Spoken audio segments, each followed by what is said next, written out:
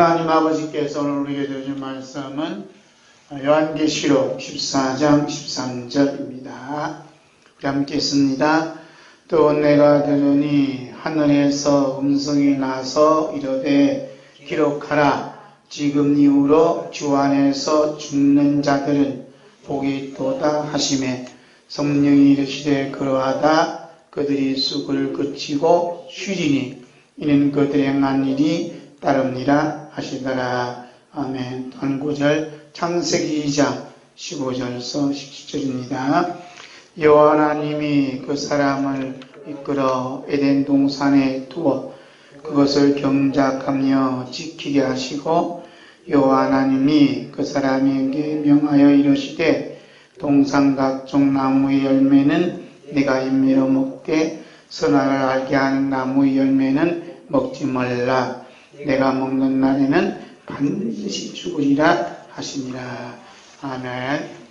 오늘 하나님 아버지 앞에서 은혜 받고자 하는 말씀의 제목은 저주의 죽음과 축복의 죽음입니다. 함께 따라합시다. 저주의 죽음과 축복의 죽음. 죽음에는 크게 두 가지가 있어요. 저주의 죽음이 있고 축복의 죽음이 있습니다. 이 세상 사람들은 생각하는 그 저주의 죽음은 한낮에 웬 날벼락이라는 식의 죽음을 생각해요. 갑자기 죽었다든지. 제가 아는 분은 손주가 6살인데 갑자기 심장이 멈춰서 며칠 전에 장례를 치렀다. 그런 얘기를 해요. 참 마음이 아프죠. 예? 그래갖고 그 딸내미가 집에 들어가기 싫다고 친정아버지 집에 와 있다고 애기 죽은 거 자꾸 생각나서 축복된 죽음은 뭔가 건강하게 살다가 사랑하는 가족과 지인들의 축복 속에 죽는 죽음이라고 생각을 합니다. 과연 그렇습니까? 우리는 성경에서 말씀하고 있는 저주의 죽음과 축복의 죽음에 대해서 어떻게 말씀하고 계시는지 한번 성경을 찾아서 함께 보기로 하겠습니다. 짐승의 표를 이마에나 손에 받고 우상에게 경배하는 자들에게 있어서 죽음이라는 것은 가장 무섭고 도망치고 싶고 기피하고 싶고 저주요 재수 없는 것이라고 생각을 해요. 그래서 죽음을 이야기하면 어떻게 왠지 우울해지고 표정이 굳어지고 죽음으로 모든 것이 다 끝난 것처럼 절망적인 표정을 짓게 됩니다. 그래서 죽음이 그들에게서는 가장 무서운 것, 두려운 존재가 되고 말았죠. 그런데 죽음이 언제 우리에게 인간에게 찾아왔는가? 성경은 정확하게 말씀하고 있어요. 그 말씀이 창세기 2장에 있습니다. 함께 봅니다. 여호와 하나님이 땅의 얼굴로 사람을 지으시고 생기를 그에 불어넣으시니 사람이 생명이 되니라. 여호와 하나님이 동방의 에덴의 동산을 창설하시고 그 지으신 사람을 거기 두시니라. 여호와 하나님이 그 땅에서 보기에 아름답고 먹기에 좋은 나무가 나게 하시니 동산 가운데에는 생명나무와 선악을 알게 하는 나무도 있더라.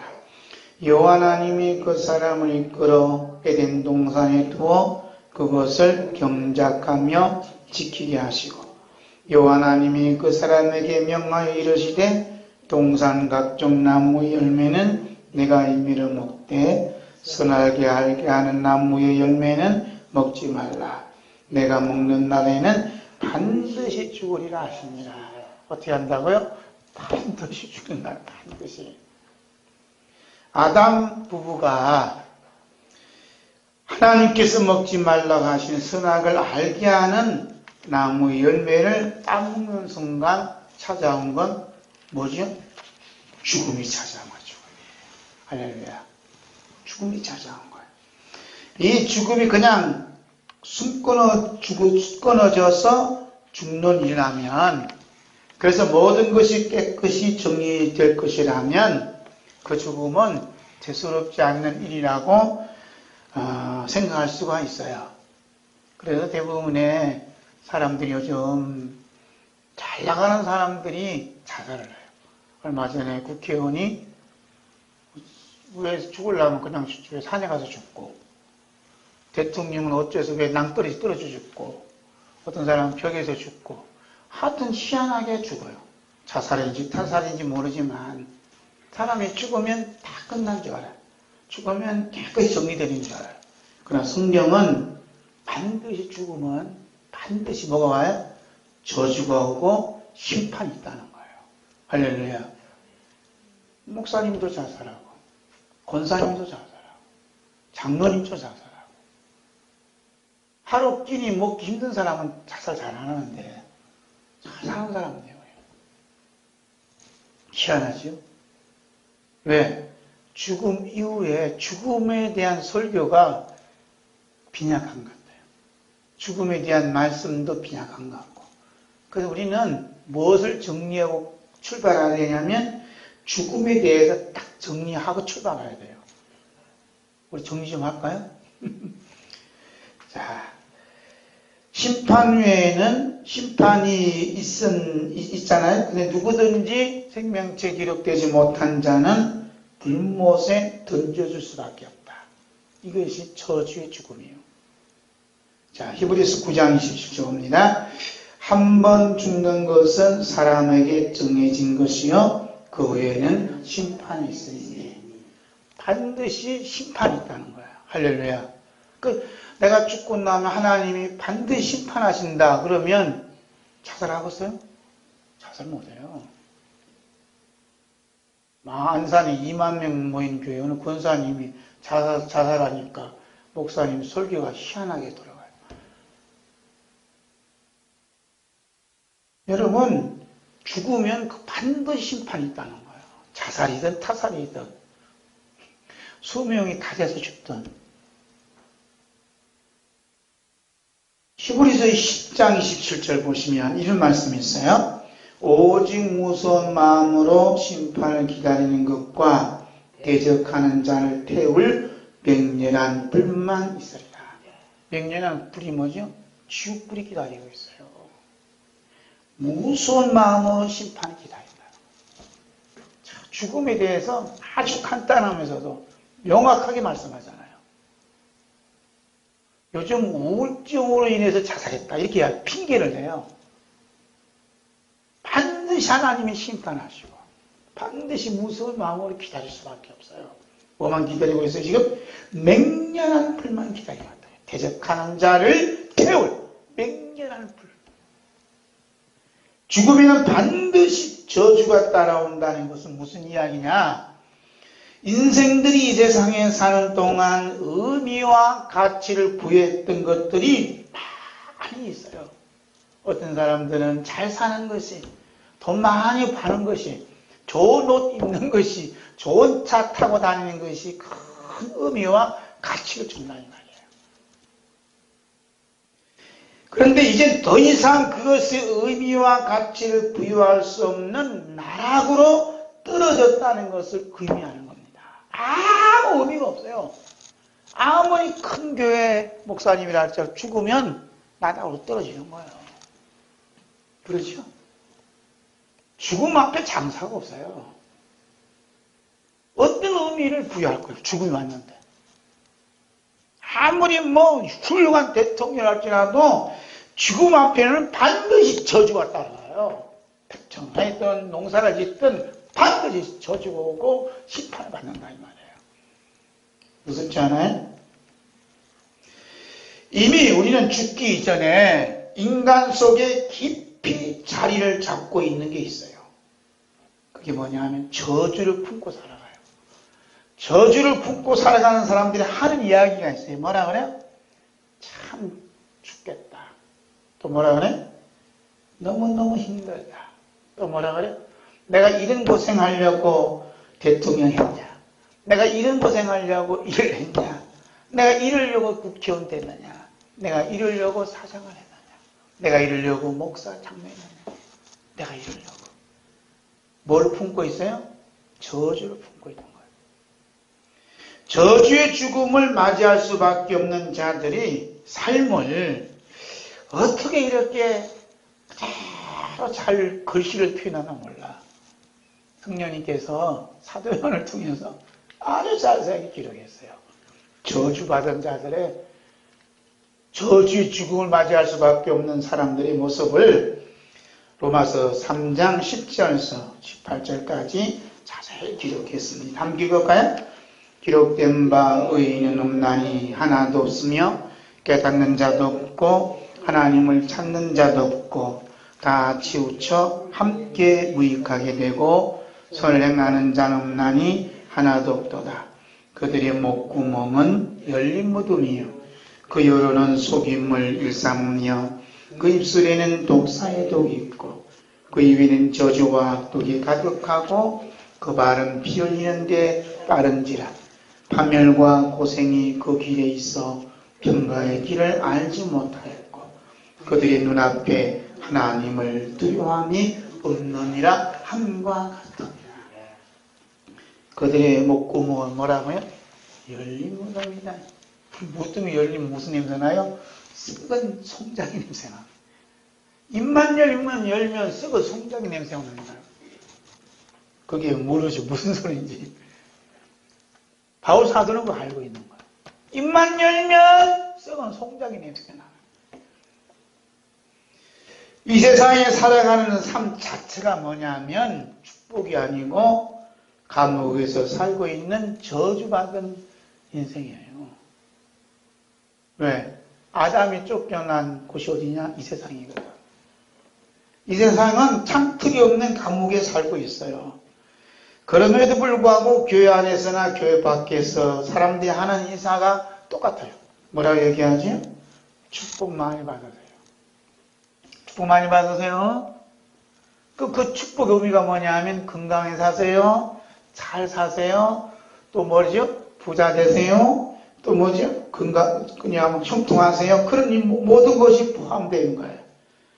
그리고 사람들은 건강하고 부유하게 살면 어떻게 축복받은 것이고 가난하고 병들어 살면 저주받은 것이라고 믿든 예수님 믿다 안 믿든 똑같이 그렇게 생각해요. 그러나 건강하든 병들든 부유하게 살든 가난하게 살든 결국 찾아오는 것은 뭐냐? 죽음이에요. 죽음 앞에 장사 없고 죽음 앞에는 속수무책이에요. 따라서 이 모든 것들은 이 땅에서 살아가는 온 인류는 이런 패턴으로 살 수밖에 없다는 거예요. 났다 죽다 하는 거예요. 성경에서 말씀하시고 있는 저주는 뭐냐? 살아계신 하나님과 어린 양과의 관계성을 전혀 믿어지지 않는 게 전혀 관계없다고 생각하는 게 그게 저주예요. 우리가 살아가면서 우리 눈앞에 계신 하나님을 전혀 의식하지 못하는 게 뭐냐면 저주받은 겁니다. 저주의 죽음을 맞이하는 분들이 뭐라고요? 로마서 3장 18절 다시 봅니다. 그들의 눈앞에 하나님을 두려워함이 없느니라. 다 같이 시작. 그들의 눈앞에 하나님을 두려워함이 없느니라. 여러분 눈앞에 누가 계신다고요? 하나님이 계시다는 걸 전혀 볼 수도 없고 들을 수도 없고 알 수 없는 게 뭐냐? 저주받은 인생이다. 여러분 눈앞에 누가 계신다고요? 하나님이 계시다는 거예요. 여러분 눈앞에 누가 계신다고요? 어린 양이 계신다는 거예요. 무섭지 않는가 봐요. 하나님이 여러분 앞에 지금 계신다니까. 예배드리는 여러분 눈앞에 제가 있는 게 아니라 하나님이 다 계시는 거예요. 두 번째, 보고 듣고 알고 계시는 하나님과 어린 양 봅니다. 하나님께서는 늘 우리들이 눈앞에 계셔서 사랑스러운 눈빛으로 바라보시는 거예요. 호주에 있는 목사님이 저한테 카톡 보냈어요. 무슨 카톡이냐? 자기 손주가 지금 집안에 왔는데 그렇게 사랑스럽다고 글로 표현했어요. 이래도 될까요? 그래서 예수님께서, 우리 하나님께서 여러분을 바라보는 그 눈빛은 할아버지가 손주를 바라는 눈빛하고는 비교할 수 없어요. 아이고, 제가 하나님께 축성한 거 있어야죠. 잘한 거 있어야지요. 착하게 산 것이 있어야지요.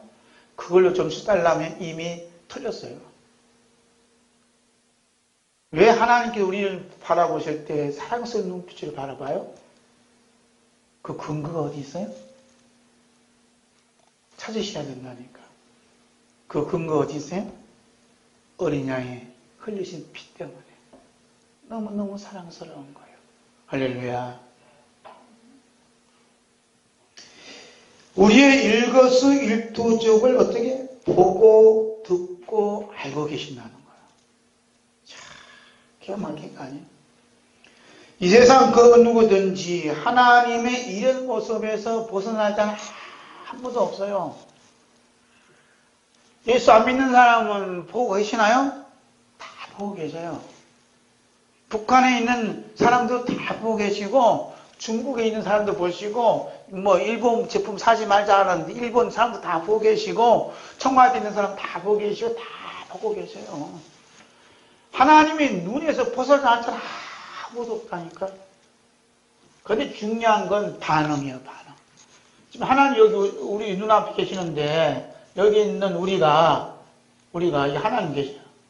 하나님이 하나님 눈앞 우리를 이렇게 보고 듣고 모든 걸 알고 계시는데, 여기 있는 우리가 어떠한 반응을 보여야 돼. 이 반응이 뭐예요? 반응을 보이는 게 뭐죠? 이게 믿음이에요, 믿음. 할렐루야. 이것도 세계 최초. 그냥 지금 가르쳐 주신 거예요.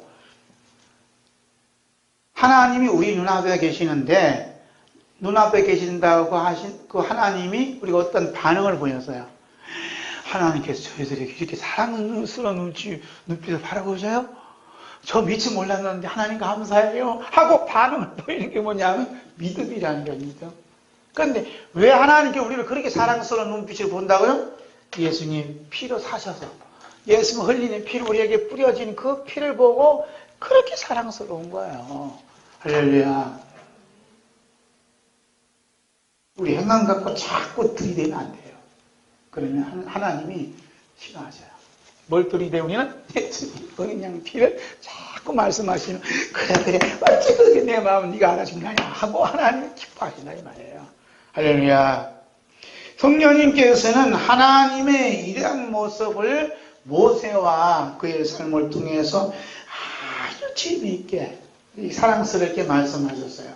그 말씀하신 것은 또 우리 또록 보라고 읽으라고 너희들도 믿으라고 말씀에 자세히 기록해 놓으셨습니다. 모세는 하나님께서 애굽에서 고통받는 이스라엘 백성들을 다른 백성이라고 말씀하지 아니하시고 내 백성이라고 말씀하신 그 하나님 마음을 읽는 순간 얼마나 큰 은혜를 받은지 몰라요. 그리고 그 내 백성이 고통받고 내 백성이 어려움을 당하고 내 백성이 큰 근심을 하고 있는 그 모습을 다 알고 계시다는 하나님의 마음을 읽는 순간 모세는 얼마나 큰 위로와 은혜를 받은지 몰라요. 그 말씀이 출애굽기 3장 7절입니다. 함께 읽습니다. 여호와께서 이르시되 내가 애굽에 있는 내 백성의 고통을 분명히 보고 그들의 감독자로 말미암아 부르짖음을 듣고 그 근심을 알고. 여러분 아무 감동이 없죠? 모세는 이 말씀을 기록하는 순간 울었다니까요. 울었다는 말 없어요. 그냥 제가 느끼는 건 그래. 그렇잖아요. 왜냐하면 모세는 애굽에서 이스라엘에서 어떤 고통을 당하는가 눈을 봤거든요. 봤어요. 봤다니까요.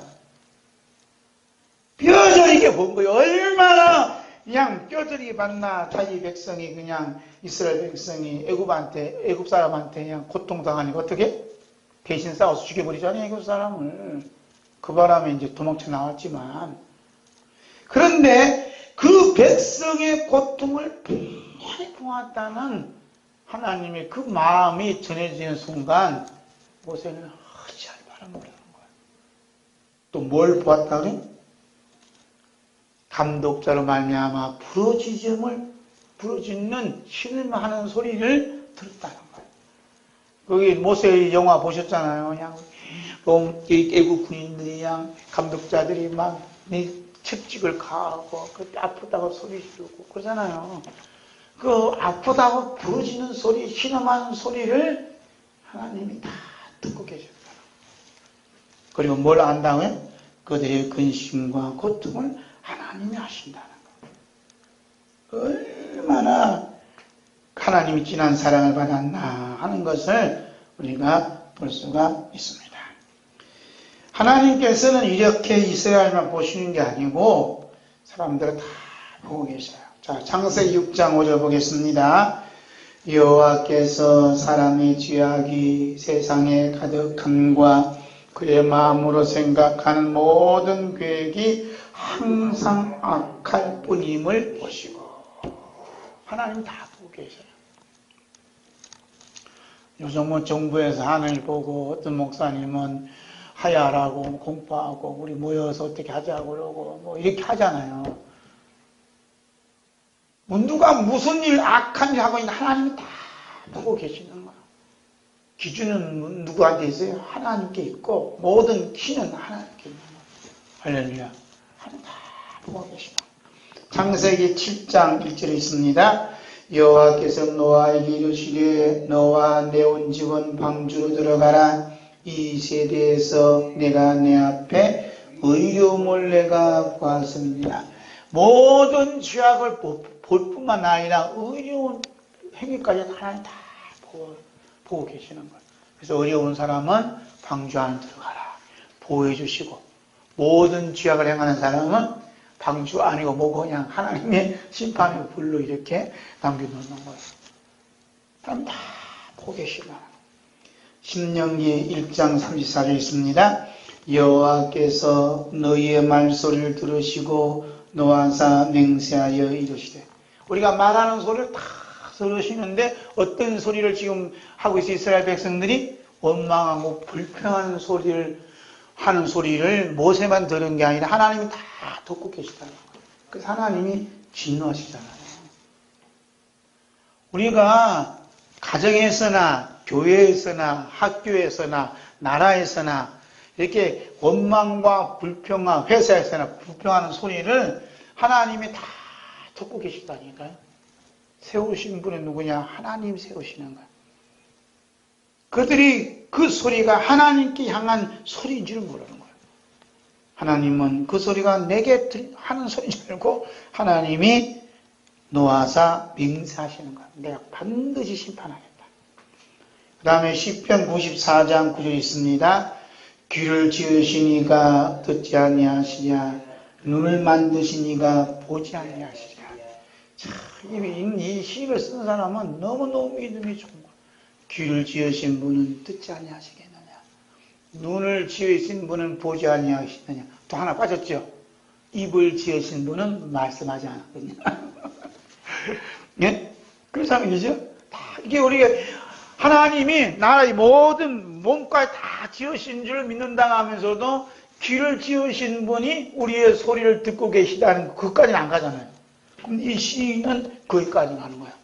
귀를 지으신 분이 우리 아픔의 소리, 슬픔의 소리, 죄악의 소리, 원망의 소리, 기도의 소리, 아우성 소리를 다 듣고 계신다는 겁니다. 할렐루야. 성령님께서는 우리 주 예수 그리스도께서 하나님 우편에 앉아 있지 못하시고 일어나셔서 서대반이 겪고 있는 아픔을 보고 신음하는 소리를 듣고 그 고통을 잘 하시고 있는 것을 보았어요. 그 모습을 서대반의 눈을 열어주셔서 성령님께서 예수님의 눈빛과 서대반의 눈빛이 마주치는 은혜를 베풀어 주셨습니다. 할렐루야. 하나님만 우리가 다 바라보는 게 아니라 이제 성도된 입장에서 남들이 볼 수 없는 예수님을 바라볼 수 있는 눈을 열어주셨다는 거야. 참 신통 뭐라 그러죠? 방통한가요? 박통했지. 신묘막창한 게 아니에요. 딴 사람은 못 푸는데 스데반 집사님을 본 거예요. 하나님 우편에서 그냥 예수님이 서신 걸 본 거예요. 예수님께서는 하나님 보좌 우편에 가만히 앉아있을 수 없는 거예요. 스데반 집사님이 그냥 노래 맞아 피 흘리고 맞았으니까 또 신음하고 있고 그 고통을 보고 있으니까 벌떡 일어났는데 눈을 떠보니까 예수님 계신 걸 봤어요. 누가 눈을 열어주셨어요? 성령님이 눈을 열어주신 거예요.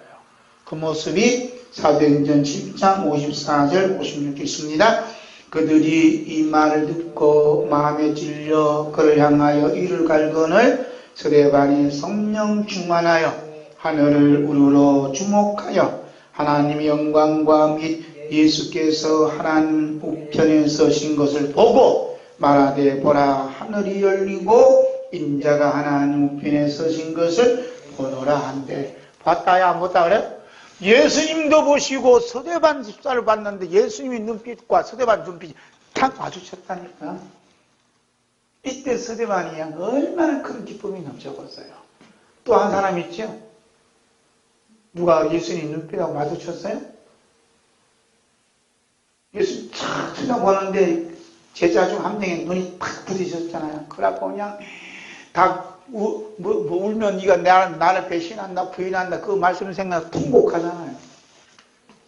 그 사람 누구예요? 베드로예요. 베드로. 어떤 사람은 예수님이 눈빛이 부딪히니까 통곡하고 울고 어떤 분은 예수님의 눈빛이 부딪히니까 그냥 하늘을 예수님 보자고 올라가셨다니까. 그분이 누구예요? 스데반 집사. 여러분도 그 판넬에 들지 못하는 법이 없어요. 그 길을 열어주시기 위해서 오늘 성경이 우리에게 주어진 겁니다. 할렐루야. 아멘. 스데반에게만 너희 이렇게 특별한 은혜를 베푼 게 아니라 너희들도 증거하고 말씀을 우리에게 주신 거예요. 만약에 스데반에게만 이런 국한된 은혜 주시겠다면 성경에 기록할 이유가 있어 없어요? 그 이유가 없는 거예요. 그래서 여러분 희망을 가지시고 믿음을 가지시고 스데반이 봤던 예수님을 나도 보고 싶다. 이런 모습 가져야 돼. 이 마음 가져야 돼. 그럼 성경이 어떻게? 너무너무 또 보고 싶은 거예요. 성경은 이렇게 우리가 하나님과 어린 양 앞에 있음을, 하나님과 어린 양은 우리 앞에 있음을 말씀하고 있으면서 우리를 귀를 지으셨기에 우리 아픔과 고통의 소리를 듣고 계시다는 거예요. 우리의 눈을 만드셨기에 우리의 일거수일투족을 다 보고 계시다는 말씀을 하고 계시는 거예요. 아멘. 여러분 하나님과 어린 양께서 우리의 일거수일투족을 다 보고 듣고 알고 계시다는 것이 믿어져요? 그렇다면 여러분 이런 사실을 어떻게 알고 믿어졌대요? 성령님께서 성경을 우리의 손에 들려주셔서 이 말씀을 볼 수 있는 은혜를 주셨기 때문입니다. 아멘. 그래서 믿음은 어디서 난다 그래? 들음에서 나고 들음은 그리스도의 말씀이다. 우리에게 이렇게 귀한 하나님 말씀, 그리스도의 말씀이 기록된 성경이 우리의 손안에 주어진 그 자체만이라도 얼마나 큰 은혜고 사랑이고 축복인지 모르는 겁니다. 하루 24시간 중에 단 몇 초만이라도 하나님께서 나를 보고 계시는구나. 하나님께서 내 신음하는 이 고통을 듣고 계시는구나. 내 근심도 다 알고 계시는구나 하는 사실을 깨닫는 그 믿음이 오는 순간 여러분의 그 무거운 짐이 눈으로도 다 녹아 내릴 줄로 믿습니다. 북한에 탈출한 믿음의 형제가 있었어요. 그래서 형제가 이제 어떻게 또 순교자의 지원하는 그 단체를 만나서 그 선교사 훈련을 받고 다시 북한에 들어가는 젊은 순교자의 청년 이야기를 올려놨더라고요. 올라갈 때 뭘 가지고 갔느냐? 성경을 조그맣게 하는 성경을 가져갔다. 우리는 이 성경이 뭐 집에도 있고 교회도 있고 여러 번 있지만 북한에서는 구할 수 없어요. 구한다 해도 들키면 사형이에요. 성경 가졌다고 예수 믿는다고 죽이는 그 나라하고 평화하자면 못하자는 거예요 지금? 남한에 있는 기독교인을 말살시키자는 거예요 지금? 그래서 미국에서는 북한에 딱 얘기하는 종교자유, 신앙의 자유를 주라. 딱 제시하는 거죠. 그래서 탈북한 기독교인들이 트럼프 대통령 만났다잖아요. 신앙의 자유, 믿음의 자유가 없는 평화는 가짜예요. 신앙의 자유, 믿음이 없는 자유가 없는 그 나라치고 평화스러운 나라가 있어요? 없지요. 이걸 맥을 못 짓는 거예요. 청와대 간 목사님들 뭐했나 모르지만 신앙의 자유를 주라고 김정은한 얘기도 못하냐고요. 그래 안 그래요? 왜 먹으면 일본한테 돌먹기려고 왜 6.25 때 우리 남한을 박살시킨 그한테 손해배상 해야 될 거 아니에요? 왜 메가드 장군한테 왜 하나 그래? 이상한 나라가 됐어. 지금 기독교 정신으로 세운 기독교 학교에서도 성경 못 가르쳐 이제는. 희한해요. 미국은요 성경 가르치는 걸 강제로 시켜요. 왜? 우리나라가 살 길은 여기에 있다는 거예요. 우리 민족이 살 길은 여기에 있다는 거예요. 우리는 망하려고 작정을 했어. 무서운 시대에 우리가 살고 있는 거예요 지금. 왜 또 얘기 나오지? 성경 얘기하다가. 그래서 이 사람들은 성경을 휴지에다 적어놓는 휴지에다가 이렇게 말씀을 머리에다 암송한대요. 귀한 말씀을 적어서 전해주고 이게 뭐야? 이 사람들은 기도할 때에도 소리 없이 하고, 근데 이야기할 때는 이제 북한 말로 이렇게 이야기하고, 그럼 자꾸 한참 이야기하는데 뒤에서 이게 반장들 있잖아요, 반장들. 우리도 반장 있죠? 이 반장들은 어느 놈이 기독교인인가 그게 수사하는, 감시하는 반장이야. 그 반장이 툭 앉아있는 거야. 그러고 들어보니 깜짝 놀랐다. 동무들 뭐하고 있어? 그랬대요. 그러니까 여기 있는, 우리 동무들은 이제 그게 이제 교시하는 게 있어요. 김일성 사상 넣는.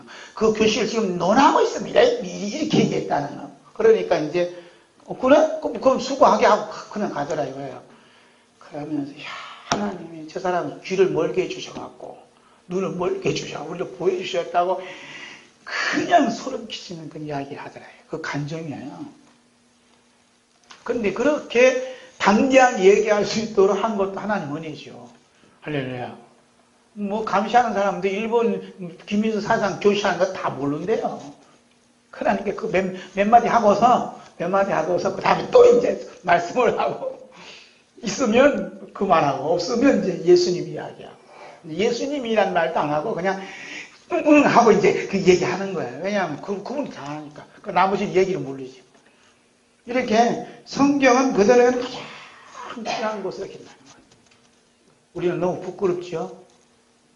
이 귀한 성경을 그대로 목숨을 걸고 지키는데 우리는 어떨까 하는 생각을 갖습니다. 사도 요한은 노년에 밤모섬에 갇혀 힘들고 힘든 중노동을 하고 있었지만 자신의 이러한 모습을 보고 신음하는 소리를 듣고 아픔을 알고 계시는 어린 양께서 직접 찾아와 주셔서 자신의 눈앞에 서 계심을 보았습니다. 그 말씀은 요한계시록 1장 17절 있습니다. 내가 볼 때에 그의 발 앞에 엎드러져 죽은 자 같이 되매 그가 오른손을 내게 얹고 이르시되 두려워하지 말라 나는 처음이요 마지막이니. 사도 요한은 예수님이 부활하시고 승천하셔서 저 높은 하늘나라에만 계신 줄 알았는데 예수님께서 밤모섬에 자기가 있는 곳에 찾아와 주셨다. 이게 너무너무 놀라운 거 아니에요? 사도 요한은 자신 눈앞에 턱하니 서 계시는 분이 그 앞에 있는 거예요. 턱하니 계시는데 턱 하고 눈을 떠서 보는 순간 기절했다잖아요. 뭘 봤어요? 십자가에 못 박힌 그 못자국 난 예수님의 발을 본 거예요. 여기서 정신 말짱한 사람 아무도 없어요. 쓰러졌습니다.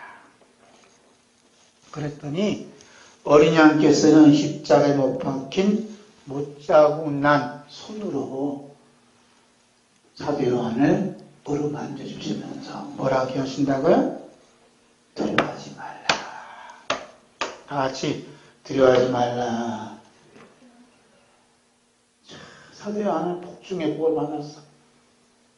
어린 양 예수님을 만나고 또 십자가에 못 박힌 손으로 예수님이 만져주셨으니 얼마나 큰 은혜 받았냐 이 말이에요. 여러분 아픔 중에 있어요? 고통 중에 있습니까? 기대하세요. 예수님이 찾아오십니다. 이미 찾아와 주셨어요.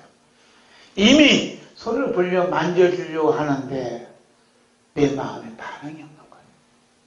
반응만 보이면 되는 거예요. 어떤 반응 뭐예요? 말씀을 믿으시면 돼. 사도 요한을 찾아와 주신 예수님. 사도 요한을 쓰러질 때 찾아와 주셨던 예수님. 오늘도 이곳에 와 계신 줄로 믿습니다. 하고 믿음의 눈으로 바라보시면 돼요. 아멘.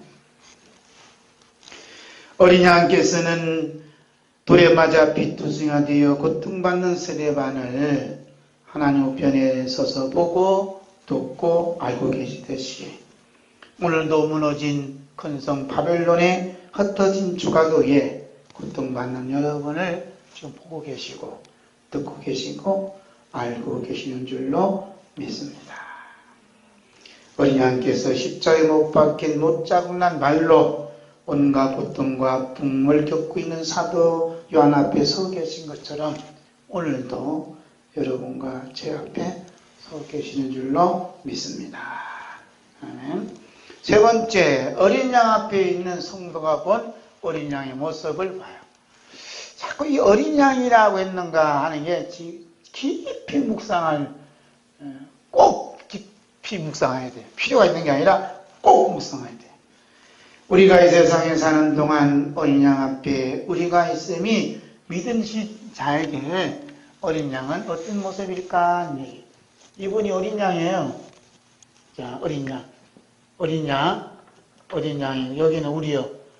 어린 양 앞에 우리가 있다고 했죠? 여기가 있는데 우리가 이 어린 양을 바라봤을 때 어린 양의 모습은 어떤 모습인가 하는 거예요. 어떤 모습일까요? 그 어린 양은 모든 것을 다 하실 수 있는 전지전능하신 분이신가? 아니면 아무것도 할 수 없는 어린 양, 그냥 그 모습인가 하는 걸 우리가 눈여겨봐야 돼요. 두 종류의 믿음의 사람들이 있어요. 예수 믿어도 전지전능하신 예수 믿는 사람이 있고 아무것도 할 수 없는 어린 양 같은 예수를 믿는 사람이 있어요. 여러분 어느 쪽에 있어요? 전지전능하신 손만 얹어도 병든 사람 낫고 말씀만 하셔서 죽은 자가 살아나고 축복 기도해 주시면 그냥 130배, 60배, 100배로 축복해 주시는 전지전능하신 예수님을 믿는 그룹에 속할래요. 이것이 속하지도 못하시고 어린 양처럼 할 수 없는 그 그룹에 속하실래요? 어느 그룹에 속하고 싶으세요? 이쪽 그룹에 속한 교회는 크게 부흥이 돼요. 이쪽 그룹에 속한 교회는 교인이 없어. 뭐하러 예수 믿냐? 축복받을 예수 믿고 내가 잘 되려고 예수 믿고 우리 가정 잘 되려고 예수 믿지. 그렇잖아요? 어린 양이 아무것도 할 수 없는 어린 양 같은 예수 믿으려면 왜 내가 예수 믿어? 미쳤지 하고 이제 이쪽으로 다 가요. 그런데 요한계시록에서는 전지전능하신 예수님은 나타났지만 말씀하실 때는 꼭 어린 양 몇 번 했다고요? 28번. 이것은 이 땅에, 이 세상에 계셨을 때 어린 양의 모습을, 너는 어떤 어린 양의 모습으로 예수님 믿고 있느냐 묻는 거예요. 저도 한때 여기에 속했지. 오늘 나니까 이쪽 와 있더라고. 오늘 나니까 이쪽 와 있어. 제가 오고 싶은 게 아니에요. 여기 와 있더라고요. 우리가 어린 양 앞에서 있음이 믿어지는 믿음이 우리에게 돋쳐왔을 때 그 어린 양은 전지전능하신 분으로 보이는 것이 아니라 우리의 모든 죄악을 짊어지시고 우리의 모든 근심, 걱정, 눈물을 다 안고 계시는 어린 양으로 뵙게 되더라 이 말입니다. 할렐루야.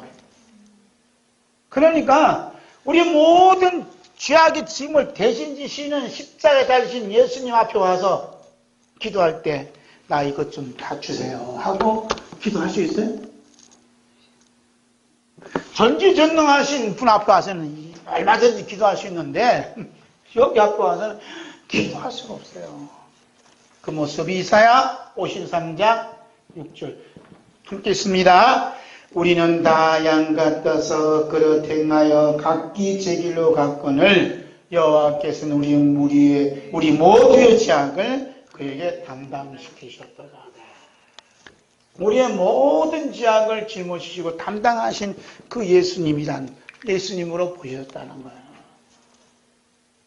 그 다음에 시편 68편 19절 있습니다. 날마다 우리 짐을 지시는 주 곧 우리의 구원이신 하나님을 찬송할지로다. 이분은 어떤 분이냐고? 날마다 우리 짐을 지시는 분이에요. 내가 왜 고통받고 자꾸 벗어나달라 하냐? 나만 무거운 짐 준 줄로 착각을 해요. 내 짐을 날마다 대신 져주시는 예수님이 내 앞에 계시다면요, 그런 얘기 못해요. 여러분, 상식적으로 그렇지 않나요? 날마다 우리의 무거운 죄짐, 지옥 갈 수가 그 죄임을 짊어지신 그 예수님 앞에, 그 죄악을 담당하신 예수님 앞에 와서 뭘 어떻게 기도하겠냐고. 저는 기도할 말이 없더라고. 뭐가 기도라? 이런 죄인 때문에 피 흘리신 예수님. 감사를 다 해도 다 할 수 없는 예수님. 그 밖에 할 얘기가 없어요. 그렇게 기도했으면 왜 축복기도 안 해주냐고. 왜 축복기도 안 해주냐? 여기서는 여기에 속한 사람은요, 왜 축복기도 안 해주냐? 잘 들어보시라니까요. 20만 원짜리 상을 봤어요. 20만 원짜리. 20만 원짜리 상 받아봤어요. 회. 20만 원. 20만 원 얼마 들었다. 몇 명 먹었으니까. 목사님 기도하라 했는데 나중에는 젊은 목사님 대접하는데 왜 축복 기도 안 해줬냐? 그 이야기가 무슨 얘기인지 아세요? 근데 이쪽 그룹에 속한 사람은 축복 기도 할 수 없어요. 피 용서 안 받고 사랑받은 것만 해도 너무너무 감사해요. 그 놀라운 사실은요, 왜 축복 기도 안 해줬냐 하고 핀잔 준 목사님보다 진짜 대접에 자기 거금을 들여 대접하는 사람은요, 아멘 했어요. 제가 보낸 글을 날마다 보거든. 인터넷 딱 올린 페이스북 올리면 날마다 보거든. 이뻐 죽겠어. 이게 날마다 보면 볼수록 마음에 젖어. 뭐가? 예수님 피가 젖어요. 이제 한 명, 두 명 늘어가요. 너무너무 감사한 거예요. 이렇게 이 자리에만 있는 것도 얼마나 감사해요. 그죠? 이 순간에 내가 이 자리에 있는 것, 주님의 피의 은혜, 사랑 때문인가 믿어지면 너무너무 감사해요. 이보다 더 큰 축복이 어디 있어요? 우리 예수님께서는 마지막 심판 때에 자신의 오른편에 있는 자들이 이 세상에서 살 때에 어린 양인 자신을 바라보는 모습은 어떤 모습인가라는 걸 자세히 알려줬어요. 그 비밀인지 모르지만 과연 전지전능하신 어린 양이신가? 그런데 어린 양 앞에 있는 자들은요, 어느 누구도 상상할 수 없고 생각할 수 없는 예수님의 모습으로 나타났어요. 그 모습이 마태복음 25장 34절에서 36절입니다. 함께 했습니다. 그때 임금이 그 오른편에 있는 자들에게 이르시되 내 아버지께 복받을 자들이여 나와 창세로부터 너희를 위하여 예비된 나라를 상속받으라. 내가 줄일 때에 너희가 먹을 것을 주었고 목마를 때에 마시게 하였고 나그네 되었을 때에 영접하였고 헐벗을 때에 옷을 입혔고 병들었을 때에 돈을 보았고 옥에 갇혔을 때에 와서 보았느니라. 어린 양은 어떤 어린 양이에요? 이 어린 양은 이 세상에서 어떤 어린 양이냐면 우리에게 축복 주시는 어린 양이 아니에요. 우리의 병 고쳐주는 어린 양이 아니에요. 여기서 어린 양은 뭐냐면 내가 줄일 때요. 내가 줄일 때.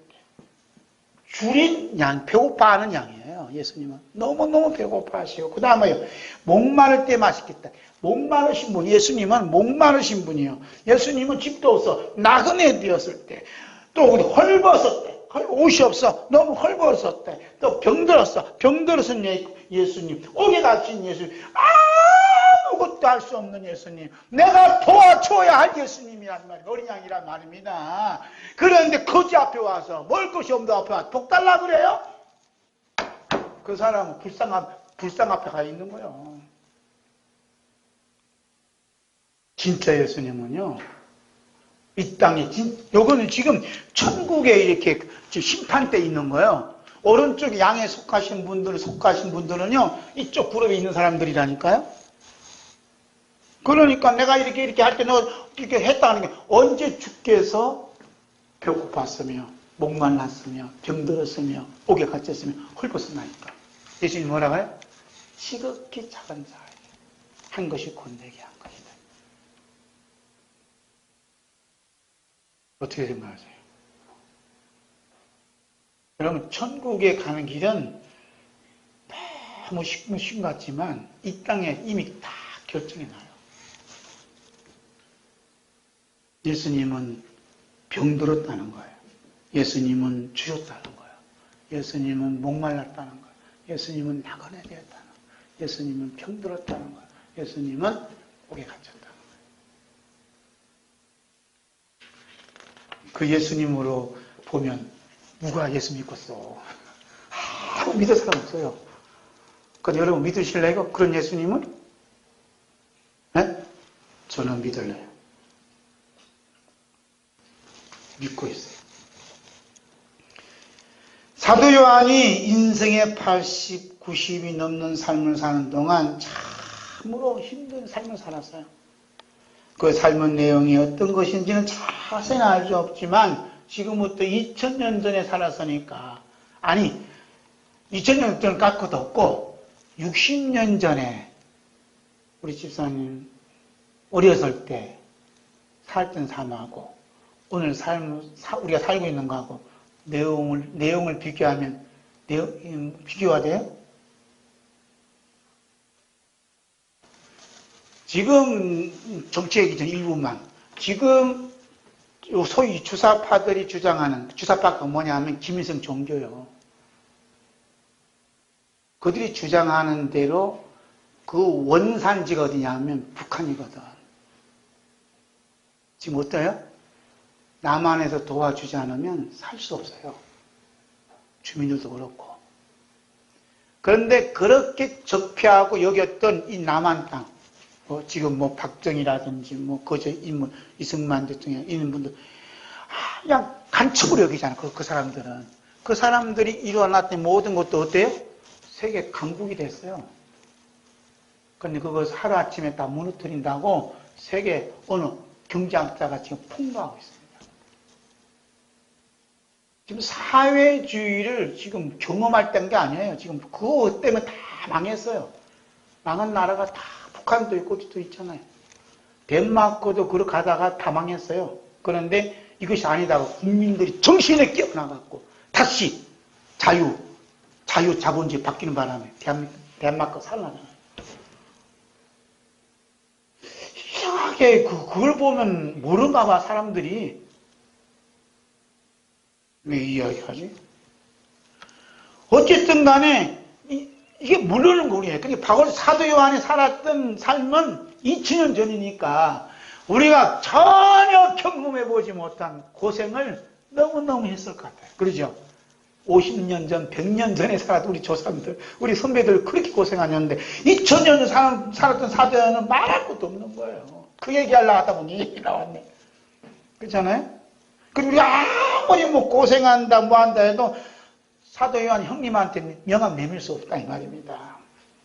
오늘 우리들이 전혀 상상할 수 없는 고난과 고통과 아픔의 터널을 지나가는 삶을 살았음을 이렇게 분명한 거예요. 그런데 사도 요한 자신이 죄수로 갇혀있는 밤모섬에 찾아오신 일찍 죽임을 당하신 어린 양 앞에 서 있게 되었을 때 자신이 그동안에 살아왔던 그 모든 인생의 구비구비마다 자신이 혼자 걸어온 발자국이 아니라 이미 우리 모든 죄악을 짊어지시고 십자가에 대못이 박힌 예수님의 발자국이었음을 보는 순간 기절하고 말았어요. 지금 사도 요한 발 앞에, 눈앞에 누가 계신다고? 어린 양이 와 계셔요. 그것도 십자가에 못 박힌 발로. 그런데 그 순간 시나리오처럼 사도 요한의 머리에 확 90년 인생의 삶이 확 지나갔다니까요. 그 순간에 저는 성령의 감동을 얘기하는 거예요. 며칠 전에 확 오더라고. 그러니까 지금 사도 요한 앞에 예수님 발을 보는 순간, 그 순간 보는 순간 사도 요한이 90년 인생의 파노라마가 싹 지나갔다니까. 지금 깜짝 보는 순간에 무슨 얘기요? 90년의 인생의 파노라마가 싹 지나간 9일마다 예수님의 십자가에 못 박힌 발자국을 내가 밟고 왔음을 봤다는 겁니다. 이게 중요한 거예요. 지금 오늘 말씀의 핵심 여기에 있는 거예요. 여기에 있는 거예요.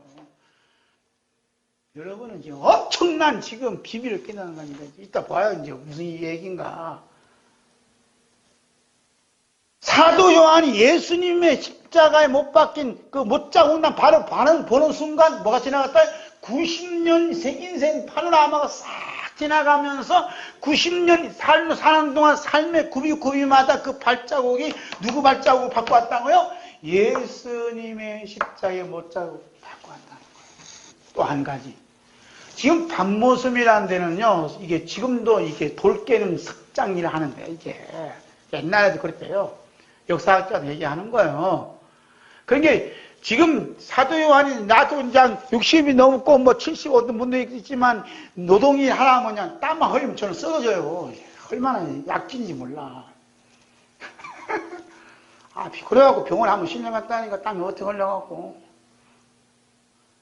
근데 사도 요한이 그냥 쓰러져도 병원에 데려갈 앰뷸런스도 없어요. 쓰러지고 넘어지고 땀 흘리고 돌에 치어서 피가 나고 무릎 깨지고 그런 모든 일들이 그 자리에 예수님의 십자가에 펴진 자리였다는 것을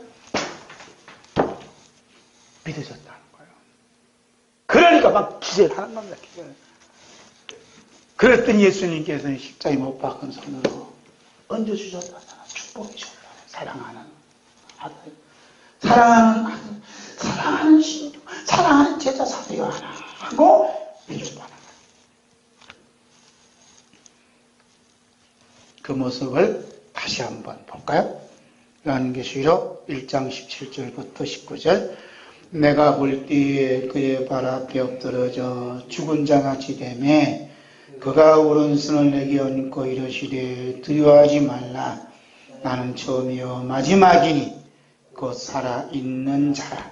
내가 전에 죽었었노라. 볼지어다 이제 세세대로 살아있어 사망과 음부의 열쇠를 가졌노니 그러므로 내가 본 것과 지금 있는 일과 장차 될 일을 기록하라. 여기서 저주와 축복이 확 나눠져요. 여기서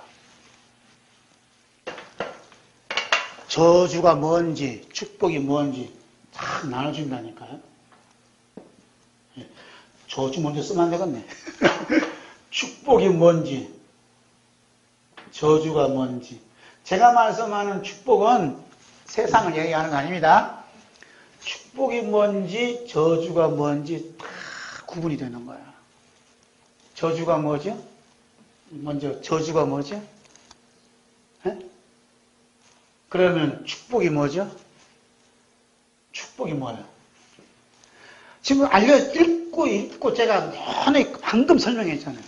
말씀드렸잖아요. 축복이 뭐죠? 방금 듣고 읽고 있는 이 말씀 중심으로 생각하셔야 되니까. 제가 왜 자꾸 질문을 드리냐? 여러분의 뇌를 깨우는 거야. 침에 안 걸리라고. 걸리지 말라고. 한번 생각해 보시라니까. 축복이 뭐고 저주가 뭐냐 이 말이야. 발자국이 발자국. 축복의 발자국은 예수님이 이미 걸어가셨던 그 발자국을 밟고 가는 분이 축복받은 사람이고, 저주는 누구냐? 예수님 발자국이 아니라 지 발자국, 지 인생의 발자국을 밟고 가는 자가 저주받은 사람이 말입니다. 아멘? 여기 써놨잖아요. 저주는 우리가 걸어가는 발자국이라고 여기며 사는 것이고, 축복은 우리가 걸어가는 발자국은 내 발자국이 아니라 십자가에 못 박혀 대못이 박힌 흔적을 남긴 예수님의 발자국을 밟고 있음이 믿어지는 것입니다. 이렇게 써놨잖아요. 예수님께서는 사도 요나금 너희 인생의 발자국은 너의 발자국이 아니라 나의 피 발자국을 밟고 온 것임을 믿어지는 믿음을 주시네. 뭘 기록하라 그래요? 요한계시록을 기록하도록 은혜를 주신 거예요. 할렐루야. 여기서 요한계시록의 또 다른 면을 볼 수 있어요. 성령님께서 우리가 예수님의 발자국을 밟고 있는 소리를 요한계시록에다가 다 담아 놓으셨다는 것을 볼 수가 있어요. 요한계시록이 뭐냐? 예수님의 발자국을 밟는 소리요. 그 소리를 들으라고 요한계시록 주신 거예요. 그게 핵심이 뭐냐면 요한계시록 1장 17절이라니까요. 내가 볼 때에 그의 발 앞에 엎드려져 죽은 자같이 되며 그랬잖아요. 요한계시록은 뭐냐? 예수님의 발자국 소리요. 예수님의 발자국 소리인데 초림의 발자국 소리, 재림의 발자국 소리요. 그 발자국을 나도 밟고 있다고 믿어지는 사람은 뭐한 사람이라고 지금? 축복받은 사람이고, 아니야 예수님하고 난 별개야, 내 인생은 내가 밟고 가는데 누가 뭐라 그래? 이런 사람은 저주받은 사람 아니야. 그 예수 믿는 게 뭐죠? 예수 믿는 것은 예수님의 피 발자국, 십자가의 고난 발자국, 멸시하는 발자국, 고난의 발자국을 밟고 가고 있다고 믿어지는 사람이 예수님을 믿는 사람이에요. 아멘. 자, 축복의 죽음 보겠습니다. 성경에는 축복의 죽음을 맞이하신 분들이 많이 있어요. 그들이 축복의 죽음을 맞이할 수 있었던 것은 이 육신이 살아있는 동안 무엇을 품었기 때문에? 축복을 품고 있었기 때문에 축복의 죽음을 맞이할 수 있었어요. 이 축복의 죽음은 건강하게, 풍요롭게, 평안하게 살다 죽는 것은 결코 아닙니다. 왜냐하면 죽음은 죽음으로 끝나는 것이 아니라 다른 새로운 세계와 연결이 되어 있기 때문에 그래요. 그 새로운 세계에 도착한 모습을 보고 저주받았다, 축복받았다, 결정이 난 거지. 이 땅에 사는 동안 저 사람 저주받았네, 저 사람 축복받았네 말할 수 없다는 거예요. 우리가 죽음 외에 무슨 세계가 있어요? 여기 축복이 여기 보세요. 여기 보시면 이게 죽음이요. 죽음 이후에 또 다른 세계가 쫙 새로운 세계가 펼쳐요. 전혀 경험해 보지 못한 세계. 뭐를 나누죠? 천국과 지옥으로 나눠준다 이 말이에요. 전혀 세계. 그래서 예수님의 피발자국을 내가 밟고 왔다고 하시는 분들은 지금 어디로 가고 있어요? 천국의 새로운 세계로 지금 가고 있는 거예요. 할렐루야. 그런데 내 인생에 내가 책임지고 가야 된다고 자꾸 얘기하고 가는 사람은 지금 어디 가고 있어 지금? 빨랑 지옥에 떨어진다 이 말입니다. 예수 안 믿고 교회 다니고 안 믿고 그 관계 있는 게 아니에요.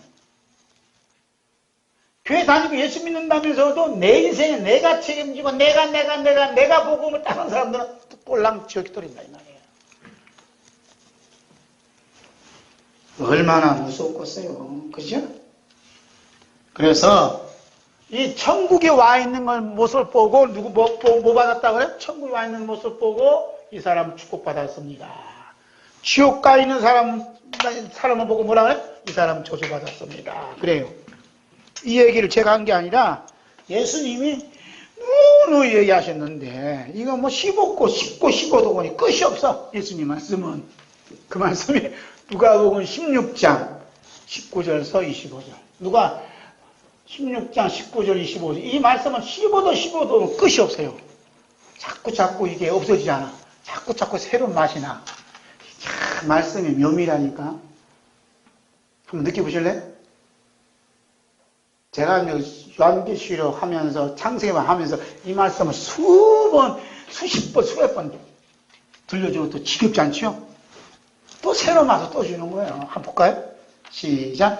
한 부자가 있어 자색 옷과 고운 비옷을 입고 날마다 호화롭게 즐기더라. 그런데 나사로라 이름하는 한 거지가 헌데투성이로 그의 대문 앞에 버려진 채 그 부자의 상에서 떨어진 것으로 배불리려 하며 심지어 개들이 와서 그 헌대를 핥더라. 이에 그 거지가 죽어 천사들에게 받들려 아브라함의 품에 들어가고 부자도 죽어 장사됨에 그가 음부의 고통 중에 눈을 들어 멀리 아브라함과 그의 품에 있는 나사를 보고 불러 이르되 아버지 아브라함이여 나를 긍휼히 여기사 나사를 보내어 그 손가락 끝에 물을 쥐고 내 혀를 서늘하게 하소서. 내가 이 불구 가운데서 괴로워하나이다. 아브라함이 이르되 예 너는 살았을 때 좋은 곳을 받았고 나사로는 고난을 받았으니 이것을 기억하라. 이제 그는 여기서를 받고 너는 괴로움을 받느니라. 예수님께서 거지도 죽었고 부자도 죽었고 똑같이 죽었는데 죽음이 찾아왔을 때 이 거지와 그 다음에 부자를 갈라놨다 해요. 그래서 거지는 어디 갔어요 지금? 거지 나사로는 천국에 갔고 그러죠? 거지 나사로. 부자는 어디 갔어요? 지옥에 갔어요. 부자는 지옥 갔어요. 그러면서 하시는 말씀이 부자가 지옥불에 떨어졌으니까 하는 말이 예수님 하시는 말씀이 야 너는 잘 살았을 때 좋은 것을 많이 누렸지 않냐. 좋은 것. 그런데 나사로는 이 세상에서 살 때 늘 고난, 나쁜 것, 고난을 당했다. 그러니 이 세상 살 때 고난 받았으니까 천국 가서 잘 살아야 되고 이 땅에 넌 좋은 것을 받았으니 너는 지옥까지 마땅하지 않느냐. 라는 식으로 얘기했겠냐 이 말입니다. 겉으로 보면 그렇게 보여요. 그러면 여러분은 지금 좋은 것을 많이 받았다고 소리치는 사람들은 어디 갈 자세야 지금? 지옥 가셔야 돼. 죄송하지만. 대표적인 데가 이제 교회예요. 교회마다 큰 교회 지었어요. 몇백억 들여서. 지난번에 전주 갔는데 40억 들였대요. 뭐 저기 서울에 단 교회에서는 명함 내밀 수 없지만 전주에서는 큰 교회야. 109억이 넘어. 좋은 곳을 다 누리죠. 구역이 100개면 목사님은 좋은 곳을 다 누린다니까. 기사 딸리지. 좋은 차 끌고 다니지. 기사 딸리지. 너무 좋아요. 근데 이번에 지옥 가네? 저는 기사도 없고 교인도 없고 누린 것도 없어요. 나는 천국 가고? 그 얘기요? 그런 얘기 한 게 아니에요. 잘 들으셔야 된다. 그래서 저는 이 말씀을 설교하려면 참 어려운 거, 이거 무슨 얘기를 해야 되나 하고. 지금 거짓 나사로의 삶이 어디야 죽음 이후에 새로운 세계와 연결된 삶을 살고 있어요. 그렇죠? 여러분과 저는 이 땅에 살고 있지만 우리가 죽은 후에 전혀 다른 세계에 연결된 삶을 살고 있어요. 문제는 천국과 연결되어 있느냐, 지옥과 연결되어 있느냐예요. 그 기준을 어떻게 잡을래요? 제가 이제 도표를 다 그려놨잖아요. 저는 질문을 할 때 답을 다 주고 얘기해요. 얼른 눈치 있고 센스 있는데. 아니, 예수님께서 말씀하신 것처럼, 거지 나사로는, 야야, 너 세상에서 고생 많이 했으니까 천국 가고, 부자, 너 좋은 거, 맛있는 거, 좋은 거 다 누리고, 호화롭게 살게, 너 지옥 간다. 그렇게 얘기했거냐, 이 말입니다. 그러면 거지처럼 살아야지, 천국 가려면. 축복 얘기하는 교회는 다, 뭐, 지옥 가라는 얘기, 그러면? 그 얘기 아니잖아요. 그러죠? 그럼 뭐, 거지로 살아왔다면 다 천국 가면, 뭐, 천국이 좀 거지만이니까. 아브라함도 있는데. 아브라함이 얼마나 부자라고. 그러죠? 아브라함 그때 당시 최고의 부자였어요. 그 천국 가 있어요. 지옥 간 부자만 생각하지 마세요. 천국 간 부자도 많아. 근데, 그걸 어떻게 할 수 있냐, 이 말입니다. 이게 중요한 이슈예요. 내가 지금 예수 믿는 것이 지금 천국 가는 길로 가나, 내가 지옥 길로 가나 하는 걸 본인이 스스로 깨우쳐야 되잖아요. 목사님 어떻게 깨우쳐? 제가 깨우칠 수 없어요. 어떻게 하세요? 거의 났잖아요. 지금 나사로가 있어요. 나사로. 나사로는 아무것도 없어요. 거지요. 그런데 나사로가 믿고 있는 것 하나 있어요. 그게 뭔지 아세요? 뭘 믿고 있어요? 나사로가. 이건 예수님이 말씀 속에 숨겨놨어. 뭘 믿고 있어요? 내가 부잣집 그 대문 밖에서 지금 이게 거짓 노릇하고 몸이 아파서 근질근질하고 막 기아짱고 개들이 와서 편들하고 있는 그 자리가 예수님의 십자의 고난의 자리라고 믿은 거예요.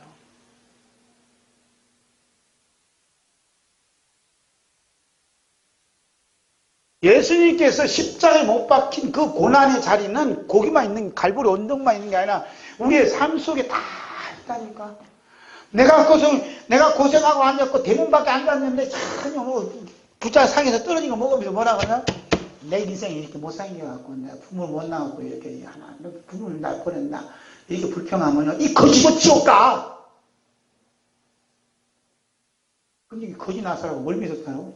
그 자리가 예수님이 함께한 자리예요. 그거 믿어져요?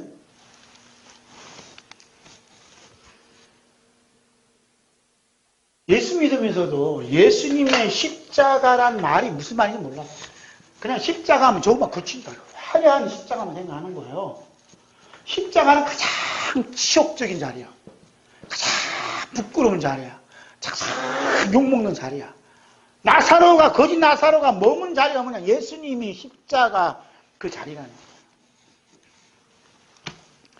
그래서 나사로는 뭘 믿으냐면 또 자기가 거짓이니까 얻어맞자면 이렇게 발을 디뎌야 할 거 아니에요. 근데 지금 자기가 밟히는 그 자리 발자국이 예수님이 십자가에 흘린 그 발자국을 밟고 걸어가고 있다고 믿으신 거예요. 할렐루야. 근데 부자는 뭐 있어요?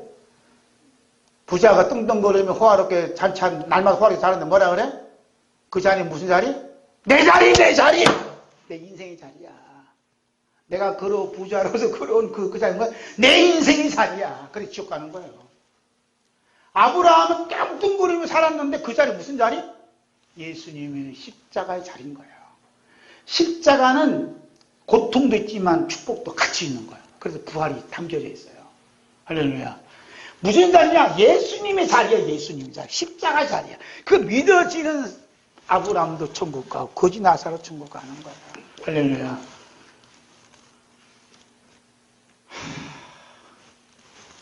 여러분은 그렇게 믿으세요? 저는 믿어져서 이렇게 적었어요. 얼마나 감사한지 몰라요.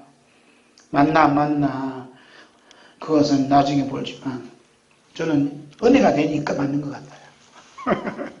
이렇게 되니까 오늘 여러분께서 어제도 오늘도 지금 이 순간에도 걸어오신 그 발자국이 죽음 이후에 하나님 나라와 연결이 되어 있는가 아니면 지옥과 연결되어 있는가. 어제도 오늘도 지금 이 순간도 우리 자신이 서 있는 발자국은 이미 십자가에 못 박히셨던 못자국 난 발로 걸어가셨던 어린 양의 발자국을 밟고 있음이 믿어지는가. 이거예요. 믿어지는 사람은 어디에 연결되어 있어요? 하나님 나라와 연결이 되어 있어요. 이 세상에서 하나님 나라와 연결된 그 길은 예수님의 피발자국, 어린 양의 피발자국이 남긴 그 길밖에 없어요. 다른 길은 없어요.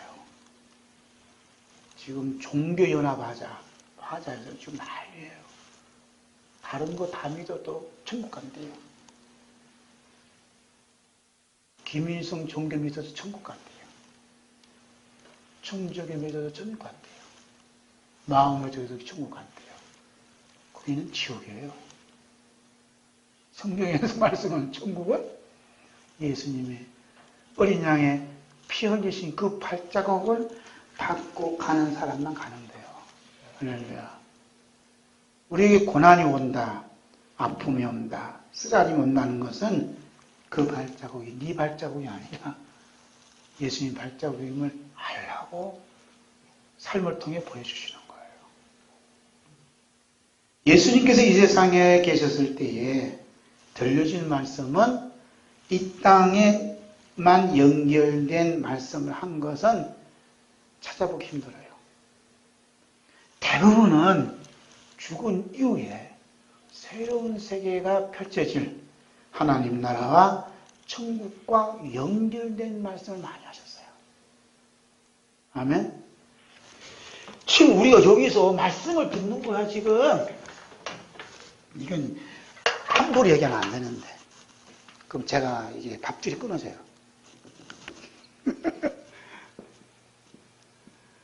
지금 여기서 말씀을 하는데 이 말씀이 잘 들으셨나? 예수님께 하신 말씀은 죽음 후에, 이게 죽음이라 그래. 죽음 후에 이어질 천국과 연결된 말씀을 많이 하셨어요. 대부분 그래요. 오늘도 대전시내에서 수백 개, 수천 교회에서 말씀을 전해요. 근데 이 말씀이 죽음 이후에 천국과 하나님과 연결시키는 말씀을 하고 있는가 하고 오늘도 가서 검토를 해보셔야 돼요. 중요한 건 박 목사가 그렇게 하고 있는가 하고 여러분 스스로 판단하셔야 돼요. 저는 십자가 은혜가 임하기 전에는 이 말씀이 어떻게 죽음 이후의 말씀이 이 땅에 살고 있는 그 말씀에 국한되어 있었어요. 그래서 축복받아야 됩니다. 우리가 잘 돼야 됩니다. 하는 거예요. 죽음 후에 천국과 아무 관련이 없어요. 그럼 어떻게 돼요? 지옥까지. 예수님께서 공생에 시작하며 첫 번째 하신 말씀이 죽음 후에 천국과 연결시킨 말씀을 딱 하셨어요. 그 말씀 마태복음 4장 17절 있습니다. 이때부터 예수께서 비로소 전파하여 이르시되 회개하라 천국이 가까웠느니라 하시더라. 우리는 전도하면 예수 믿으세요. 그러면 복 받습니다. 이런 얘기예요. 이건 큰일 날 거예요. 예수님은 예수 믿으시면 천국 가면 이래야 돼. 회개하라 천국에 갔다. 믿음은 천국과 연결되는 거지 이 세상과 연결된 게 아니에요. 그런 복 받으려면 광주 시민 돼서 568 거기에 등록하면 돼. 신청하면 돼. 2억 내고. 그러면 자수 대대로 누릴 거 다 누리면서 살아요. 떵떵거리면서. 예수 믿을 필요 없다니 그런 복은. 죄송하지만 다 지옥 가서 문제지. 지옥이 무섭지 않나요? 예수님이 하신 말씀 어디에 연결됐다고요? 천국과 연결된 말씀이야. 예수님께서는 죽음 이후에 펼쳐질 다른 새로운 세계의 기준을 세우셨어요. 그 기준은 우리의 믿음, 우리의 신앙, 우리의 헌신, 우리의 충성, 우리의 착함, 우리의 영성, 우리의 성화 등 우리는 없습니다. 그 기준은 오직 하나밖에 없어요. 예수 그리스도께서 십자가에 흘리신 피와 채찍에 맞아 찢어진 살밖에 없어요. 그래서 예수님께서 요한복음 6장 53절에서 57절에 말씀하십니다. 함께 있습니다. 예수께서 이르시되 내가 진실로 진실로 너희에게 이르노니 인자의 살을 먹지 아니하고 인자의 피를 마시지 아니하면 너희 속에 생명이 없느니라. 내 살을 먹고 내 피를 마시는 자는 영생을 가졌고 마지막 날에 내가 그를 다시 살리리니 내 살은 참된 양식이요 내 피는 참된 음료로다. 내 살을 먹고 내 피를 마시는 자는 내 안에 거하고 나도 그의 안에 거하나니 살아계신 아버지께서 나를 보내심에 내가 아버지로 말미암아 사는 것 같이 나를 먹는 그 사람도 나로 말미암아 살리라. 비록 가질 것 없는 거지요 가눌 길 없는 병든 몸이요 의지할 곳 없는 버려진 저주받은 삶이랄지라도 그가 죽은 후에 아버지 품에 안길 수 있었던 것은 그의 속에 생명이 있었다는 것을 말씀하고 있습니다. 이 땅에 살다가 예수님이 계시는 하나님 나라로 옮겨주시는 생명은 예수님의 살을 먹고 예수님의 피를 마셔야 합니다. 예수님의 살은 로마 병정에 의해 맞으신 채찍에 의해서 찢겨진 살, 십자가에 못 박혀 찢어진 살, 장에 찔림과 가시밀관을 쓰셨을 때 찢겨진 살, 십자가에 못 박힌 채 십자가가 세워질 때 찢겨진 살. 예수님의 살은 대신하여 죽은 죄인들을 향한 영원한 사랑이고 거룩한 사랑이고 완전한 사랑입니다. 그리고 예수님의 피는 채찍에 맞으시면서 흘리신 피, 십자가에 못 박힐 때 흘린 피, 창에 찔림 당하실 때 쏟아오른 피, 가시멸관을 머리에 쓰실 때 솟구쳤던 피, 예수님을 십자가에 못 박힌 그 십자가가 세워질 때에 사방팔방으로 퍼졌던 그 피입니다. 예수님의 이 피는 대신하여 죽은 죄인들을 향한 영원한 용서요, 거룩한 용서요, 완전한 용서입니다. 예수님께서 친히 살아계신 아버지로 말미암아 산다고 말씀하셨듯이 나를 먹는 자는 나를 말미암아 살리라 이렇게 말씀하고 있습니다.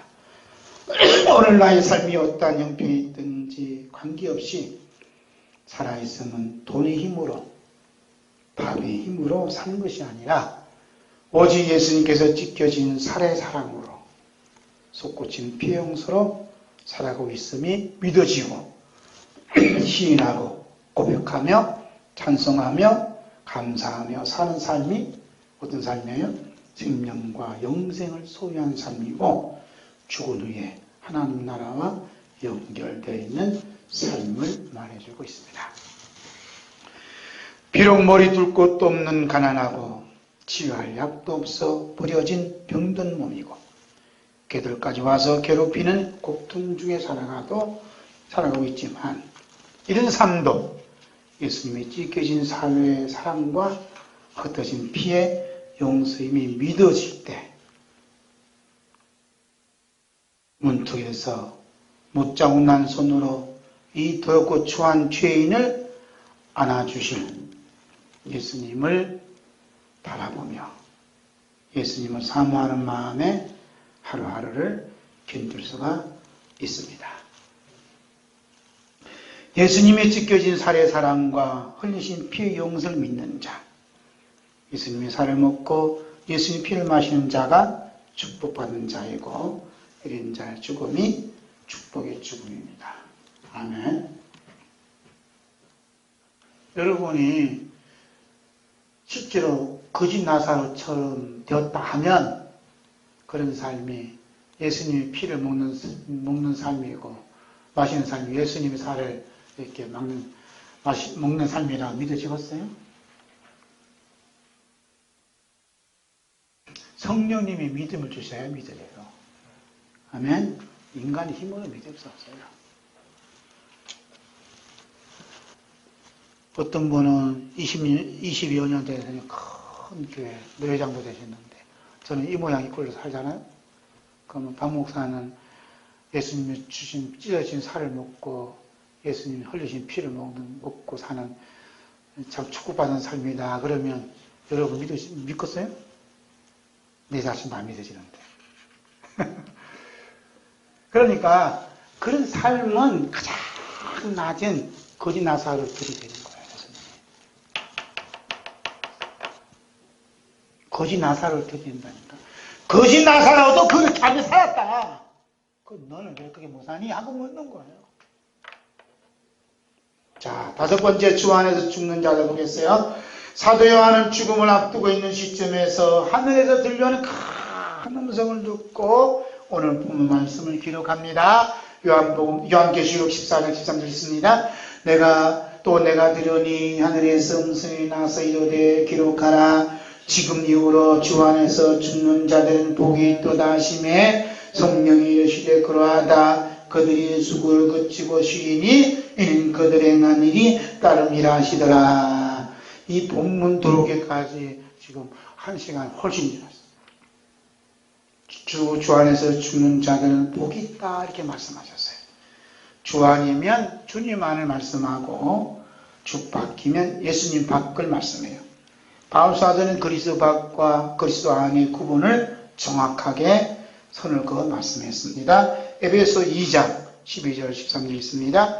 그때 너희는 그리스도 밖에 있었고 이스라엘 나라 밖에 있었습니다.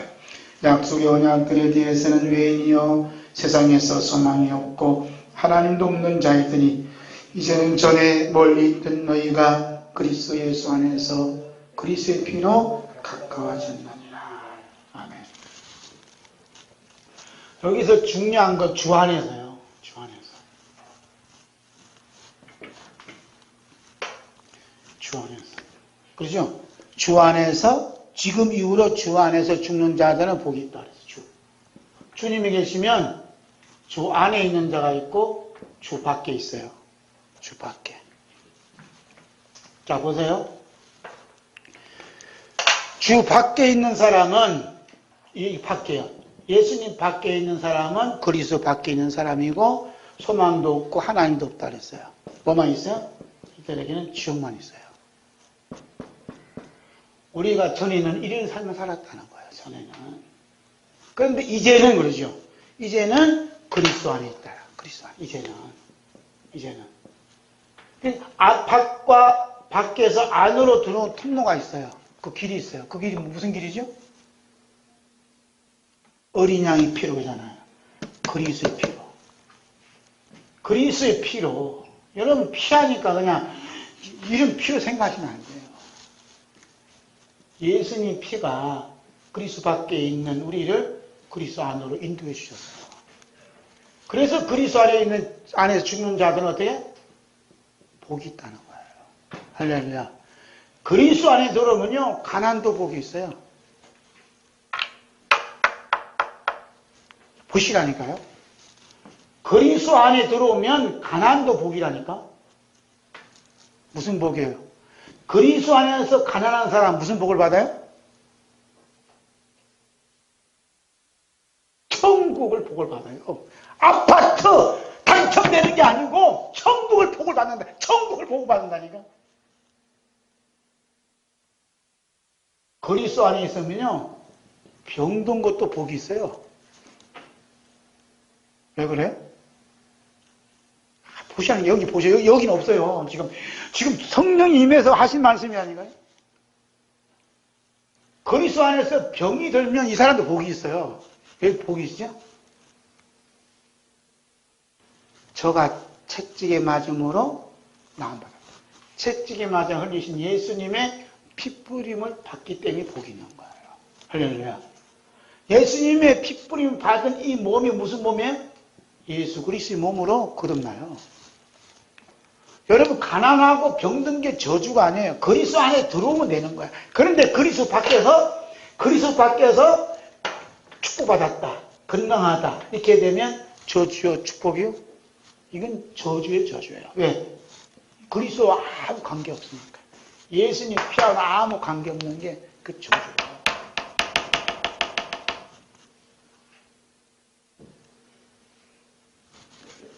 설교 시간 20분 했는데 예수님 피 한마디도 안 하는 축복의 말씀이에요? 저주의 말씀이에요? 여러분 몸은 피가 있기 때문에 몸이 지금 구성이 된 거예요. 피가 죽으면 다 죽어요. 끝나요. 그래서 피를 깨끗하게 하고 피를 맑게 하는 건 자꾸 식품 먹고 약 먹잖아요. 어떤 분이 그러더라고요. 목사님, 약 드시는 거 있어요? 그러니까. 저 없는데요. 진짜 축복받았네? 그러더라고요. 그럼 목사님 무슨 약 드세요? 저 고혈압 약 먹어요. 피를 맑게 하고, 피를 깨끗하게 하고. 건강의 자원은 피에 있어요, 육신도. 천국 가냐, 지옥 가냐, 자원은 예수님 피밖에 없어요. 할렐루야.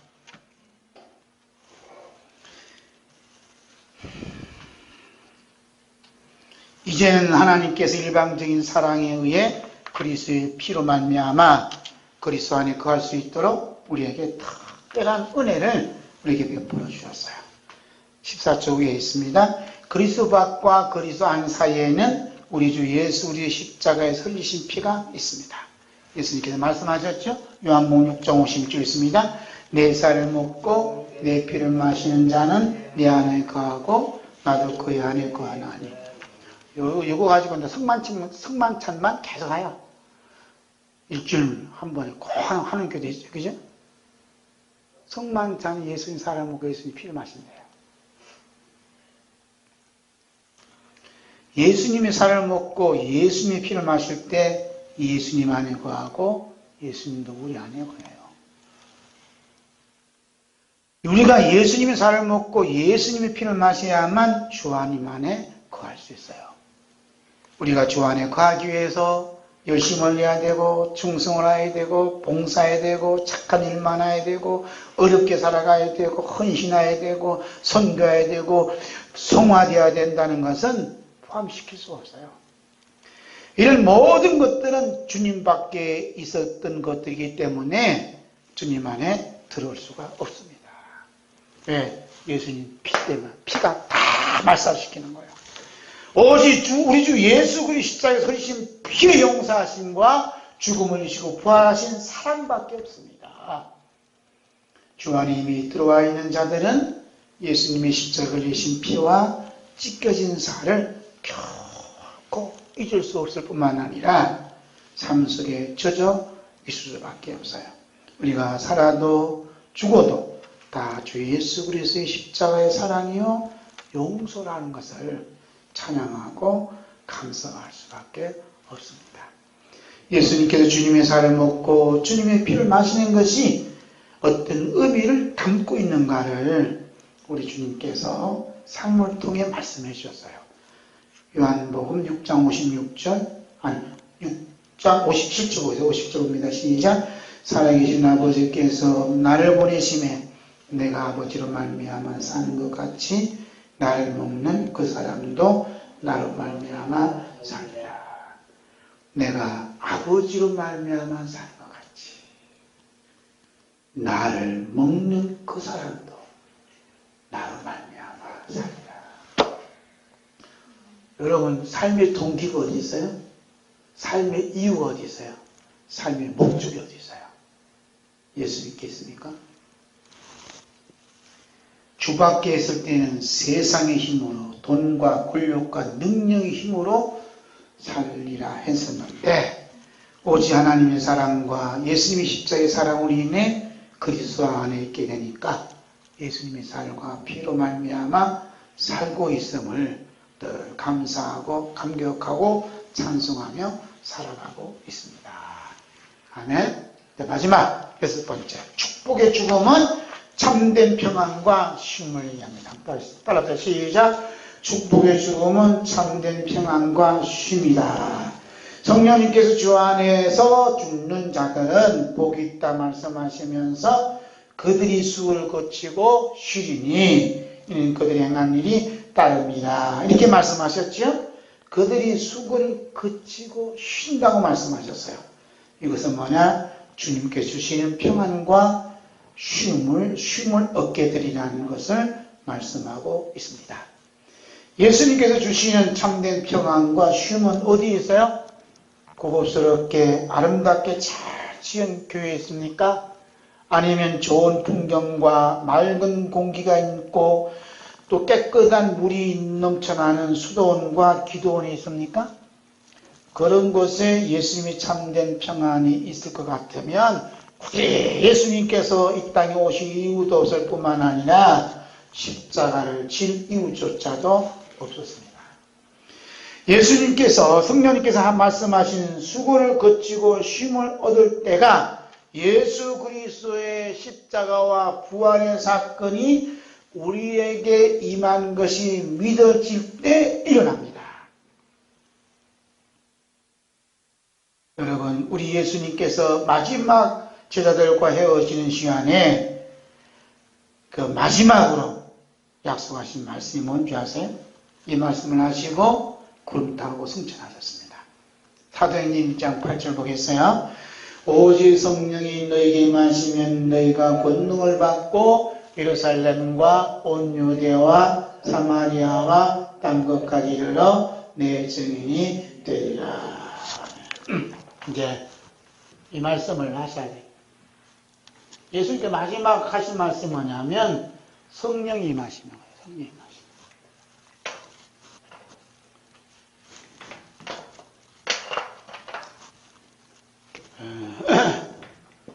성령이 임하시면 딴 것까지는 누구 정인 된다겠죠? 예수님의 정인에서 예수님의 정인.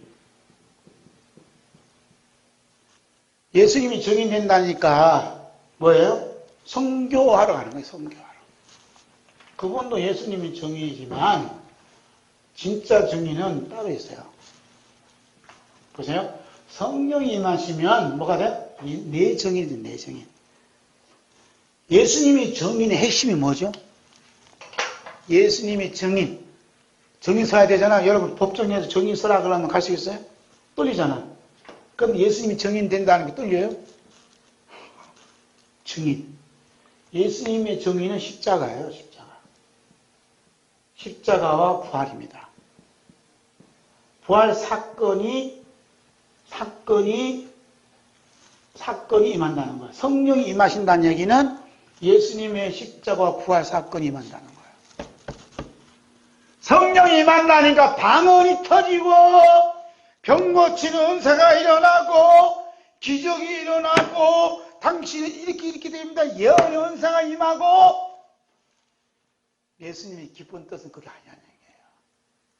예수님이 참된 정인이 누구냐? 예수님의 십자가와 부활의 사건이 너희에게 나타난다 이 말씀입니다.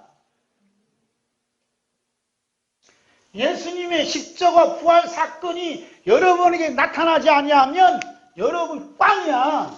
천국 가는 꽝이라고요. 제가 지금 무서운 심각한 얘기 한다니까. 예수 그리스도의 정인된 삶을 살지 아니하면요 뭐가 없냐? 참된 평안과 쉼이 없어요. 예수님께서 성령 임하시면 너희가 내 정인이 되리라는 것은 예수님의 참된 평안과 쉼을 너에게 안겨주겠다 하시는 축복의 말씀이에요. 여러분 지금 평안하세요? 여러분 평안히 쉬고 있어요? 여름 방학이 되는 거니까 뭐 휴가 가고 또 가서 이제 평안히 쉬어요? 저는 2주간은 바빠요. 돈을 벌어야 되는데 가서 봉사를 하게 생겼어요. 바빠요. 휴가가 어디 있어요? 참된 평안과 참된 쉼을 준다는 거예요. 가서 저기 가서 콘도나 호텔이나 저 해외여행 가서 그냥 바닷가에 물렁 이렇게 편히 쉬는 거예요? 산속 가고 편히 있는 거 그냥 쉬는 거예요? 예수님 그걸 주시겠대요? 그 뜻이 아니에요. 성령이 임하면요 참된 평안과 쉼은 어디냐? 예수님의 정인된 사람에게만 주시는 하나님의 특별한 숨겨놓은 축복이에요.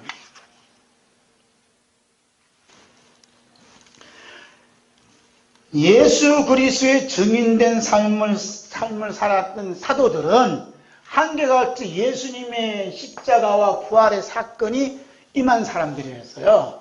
그런데 그 사람들이 돌에 맞아 피투성이 되거나 채찍에 맞아 아픔과 고통을 겪고 있으면서 캄캄한 옥중에 갇점이 있으면서도 왠지 모르게 참된 평안과 쉼을 누리고 있었다는 게 놀라운 일입니다.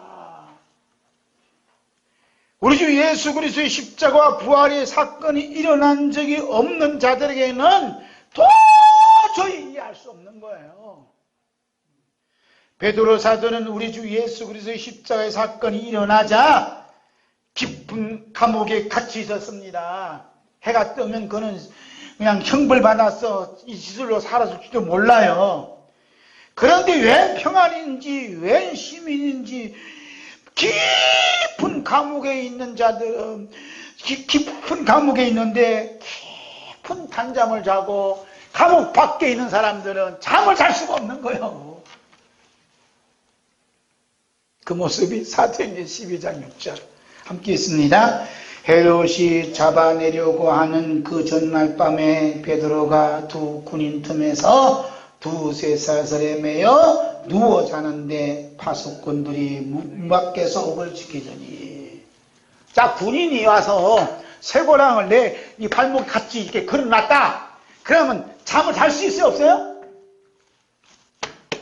잠을 자기는 그냥 언제 죽을지 모르니까 그냥 잘 찾아달라고 애걸복걸 하고 있겠죠, 그죠? 근데 베드로는 어땠다고요? 두세 사슬에 매여 누워 자는데 그랬어요. 잠 잘 자는 것은 큰 축복 없어요. 그러더라고, 어떤 분은. 박 목사님은 누웠다면 코고라 그러더라고. 코공공모처럼 복이 없다니까. 그러다 오늘 갑자기 또 일어나.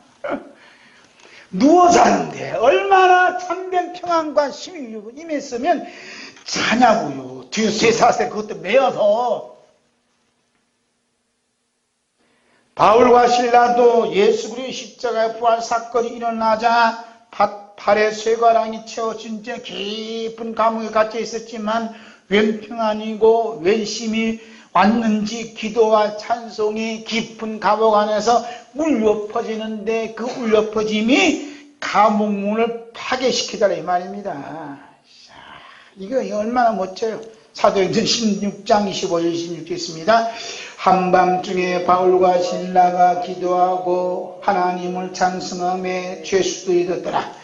이에 갑자기 큰 지진이 나서 옥토가 움직이고 문이 곧 다 열리며 모든 사람이 매인 것이 다 벗어진지라.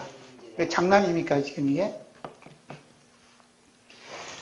예수 그리스도의 십자가와 부활석한이 여러분에게 다 닥치면 어떤 환경에 처하든 그게 문제가 아니라는 거예요.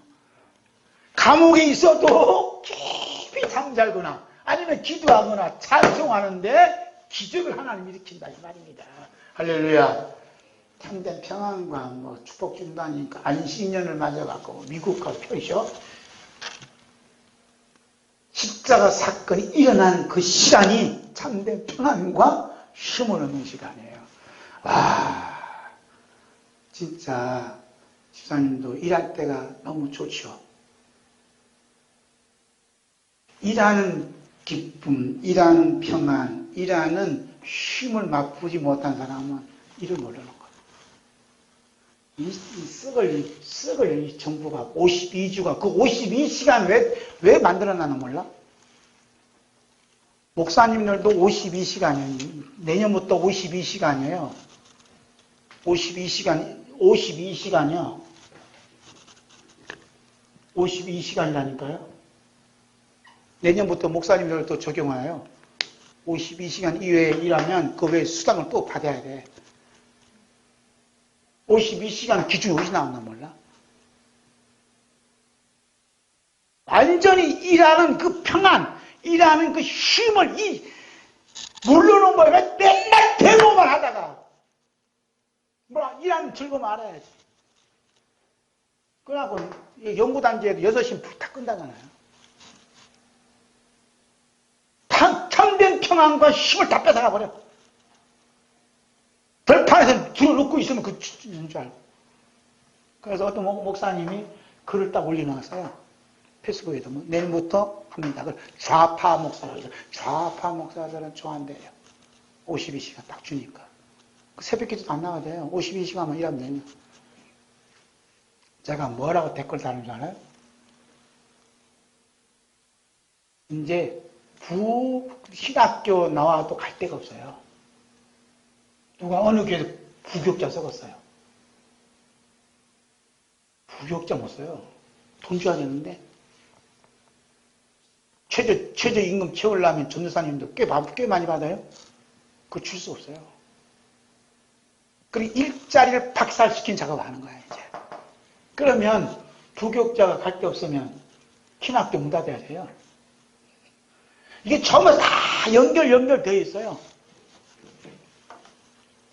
좌파 목사 좋아한다고 좌파 목사 새끼들 탄생이 안 돼. 좋아할 리가 없죠. 그게 현실만 알지 그 뒷면을 모른다니까. 그게 짐승이에요. 뒷면을 몰라. 죽은 이후에 어떤 세계가 펼칠 걸 몰라. 지금 당장이 중요한 거지. 그죠? 죽음 이후에 어떤 세계가 펼칠까 모른다니까요. 10년, 20년 후에 어떤 세계가 펼칠까 모르는 거예요.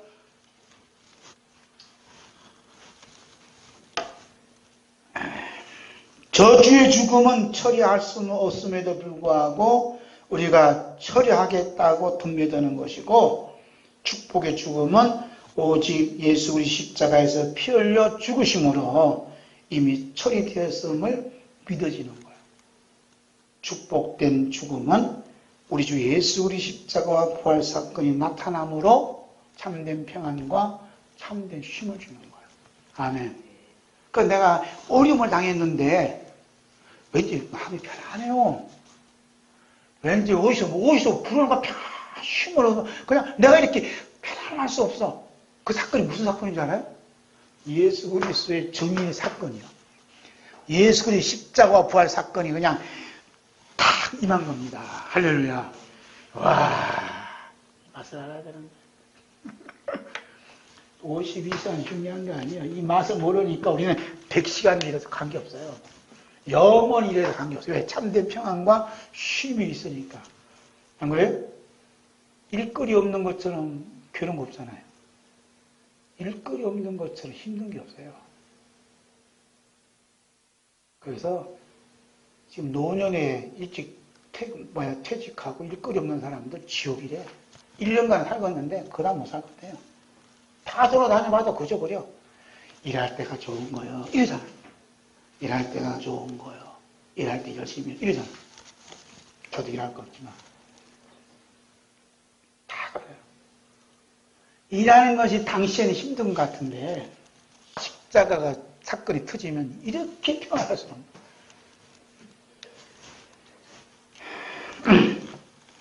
고린도후서 4장 10절에서 12절 말씀 있습니다.